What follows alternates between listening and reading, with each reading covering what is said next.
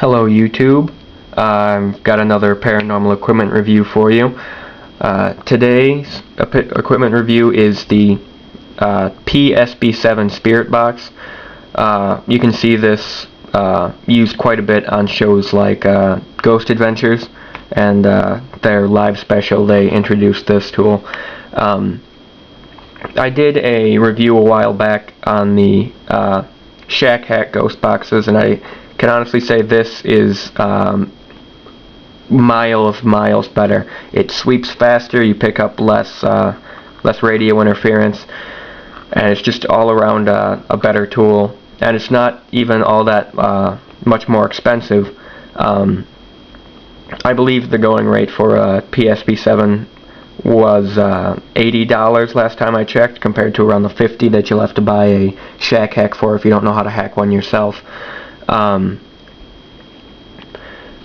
But I picked mine up a while ago, back when it was still kind of a new tool, so I paid a little bit more for mine. But nowadays you can find one for around $80 if you know where to look.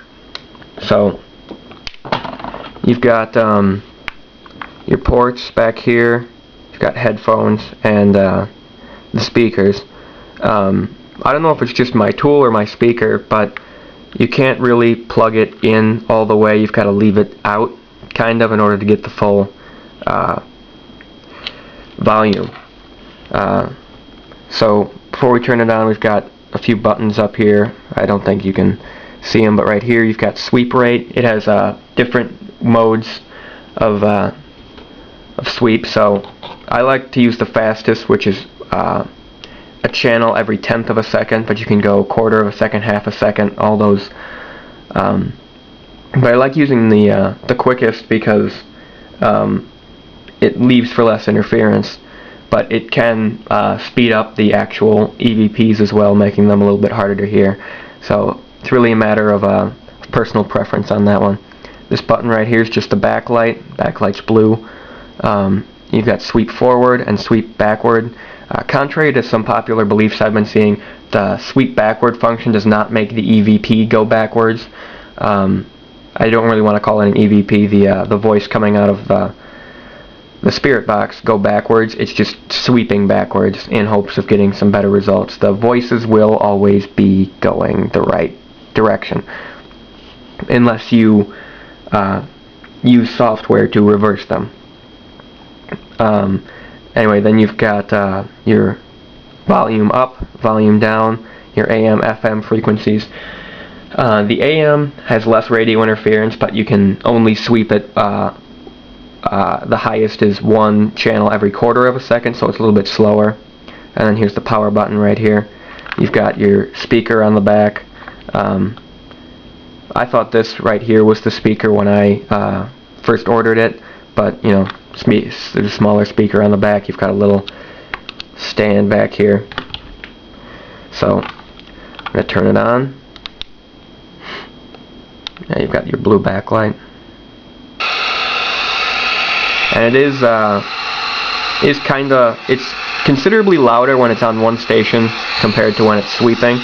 So I'll just show you that.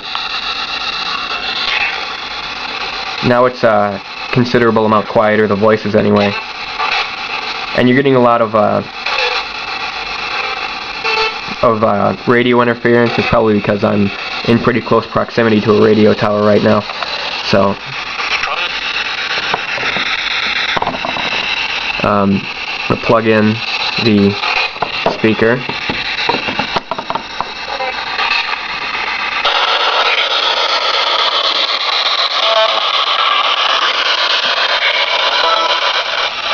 As you can see, that was a lot louder, but see, if I plug it in all the way, then you lose all your audio. So I don't know if that's just my device or everyone, but that's the problem I've had. But I can work around it. It's pretty easy to work around. So and the P-SB7, when you first get it, is a little hard to differentiate between radio station and voice. But what you'll find when you're analyzing is that the voices sort of come behind the static instead of blocking it out. Radio stations, it'll block the static for a second so it can get its piece, but the spirit voices that come through it, they don't block the static. They come up from underneath it, and when you're analyzing with like WavePad or Audacity, you can see the different radio channels, and you want to get voices that are over multiple radio channels.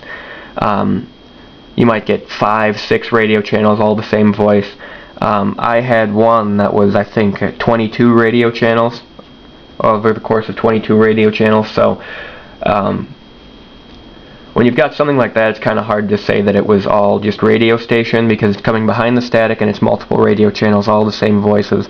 So despite the fact this device is experimental, I do like to use it. It's very interesting, it's fun to use, and I like to use it for the new people on my investigations, because it keeps them interested. They can ask questions and get immediate responses instead of just sitting in the dark and waiting for, you know, something that they can't hear to talk to them. So like I said, it's about $80. You can find it at the Ghost Hunter store, I believe, as well as www.ghoststop.com, and I think My Ghost Store has it too. Those are all, you know, websites, so check them out. They're also pretty common on like eBay, so they are pretty cheap ghost hunting tool wise, and I think it's pretty fun and interesting investment. So even for those not directly interested in ITC type experimentation. So this has been the P-SB7 Spirit Box.